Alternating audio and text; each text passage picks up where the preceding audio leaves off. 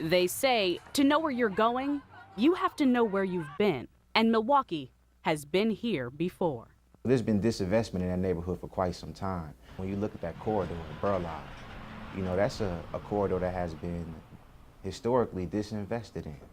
You know, you can ride down there and you can see boarded up buildings. And I think what people are beginning to realize now is that the city of Milwaukee needs to invest in neighborhoods. You know, and that's an issue that transcends race. The lack of jobs and housing, disparities in education, poor police community relations, all sources of anger and hopelessness for African Americans in 1967. And now, 50 years later, many say those issues still plague the community. Milwaukee was no different than what happened across the nation and what's happening across the nation. And people saying, enough is enough. I'm sick and tired of being sick and tired. It's been like a tea kettle simmering around here for a long time. Camille Mays lives in Sherman Park and works for the community association. They need hope, job training, something to help the people in the community. They have needs, they're angry. Sort of bigger than Seville. It was more of the ongoing issues, and that was just like the straw that broke the camel's back for some. And how have those issues improved, or have they, in the last year? I don't think so. I think that in the future we should look at new ideas. I'm not sure that what we've been doing has worked. After the unrest, the city and state of Wisconsin announced $4.5 million in funding to help improve the lives of people on the city's north side. It was a mixed bag of federal money, state tax dollars, and funds from a court settlement. Some of that money went to mobile job sites. $2 million went to tear down and rebuild 100 dilapidated homes in the area as part of the city's Mary program. I think someone should do an accountability, should look at where the money was spent and what were the outcomes that were achieved for those dollars, for sure. Because I think that there were some local initiatives that could have been financed that would. We need more investment. There's no question we need more investment from the state. And this is not a situation where we have our hand out, because the city of Milwaukee has changed dramatically in a positive way. We're working with PEP Nation in the Milwaukee County Sheriff's Office and the Milwaukee Police Department in both Moody Park and Sherman Park itself to give kids positive things to do in the summer. What we're trying to do there is we're trying to create more trust between the community and the police department. Well, there is no question that it is like a relationship, and relationships need work. But if you never work on it, then you can't change it.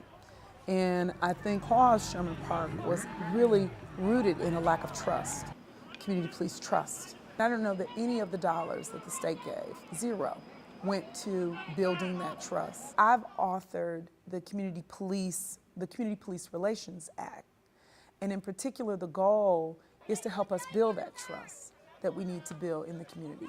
It's trying to look at solutions that are partnerships with the community and the police, and to build on that.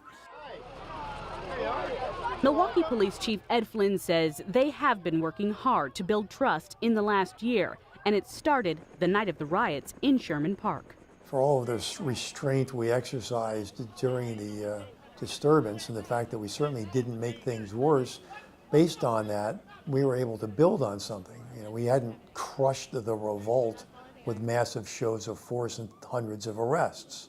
So we were in a good place post-disturbance to build on how we'd reacted to this event. We engaged in a wide array of interventions, running programs at the park, engaging with community associations, meeting with community leaders. Our meeting calendar was full.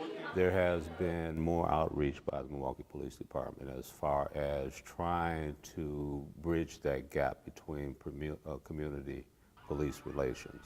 More that needs to be done, and it needs to be done systemically within the police department. Chief Ed Flynn says statistics don't lie when it comes to the impact poverty has on violence. Department researchers show the areas with the most priority 1, disturbance and violent crime calls also have the highest number of homicides in Sherman Park and in the greater part of the city's north side. Issues, he says, go beyond the badge.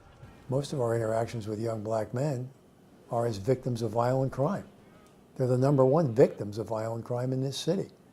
And unfortunately, the #1 perpetrators. And the meetings of the people that live in the neighborhoods that want stable communities are very powerful and important. Our meeting with community service providers and community leaders are very important. The challenge, as I said, remains opportunities for young men to engage in activities in which they can be gainfully employed. And that continues to be something that's beyond the ability of the police to affect. Out of the businesses burned down in Sherman Park, almost all of them are coming back, some better than before, like BMO Harris, building a place for minority entrepreneurs to meet. Bringing in new business, though, city leaders say has been a challenge. We know that the real issue here is how do we get more family supporting jobs in these neighborhoods? And that's why the city has invested literally millions of dollars into that Century City site. We remain one day away. You know, when you see things that are transpiring within our city, you know, it's as if, you know, at any moment we can go into a very dark direction. And so we have to make sure that we provide the services, we provide the opportunities for young people. But while job creation remains somewhere in the works, some in the community say part of the responsibility is also on the community. These are weeds. To take ownership of their space, giving kids something positive to do. What would be good is if we could have consistency in anything. What happens is we'll have one event or 2 events and we'll see them on the news and then we hear nothing else about it. And then you have the small organizations or again the grassroots people out there picking up the pieces. Efforts like Program the Parks has taken off. It gives kids things to do every day in Sherman Park. The Boys and Girls Club has expanded for teenagers, and the police department says they've had more events on the city's north side.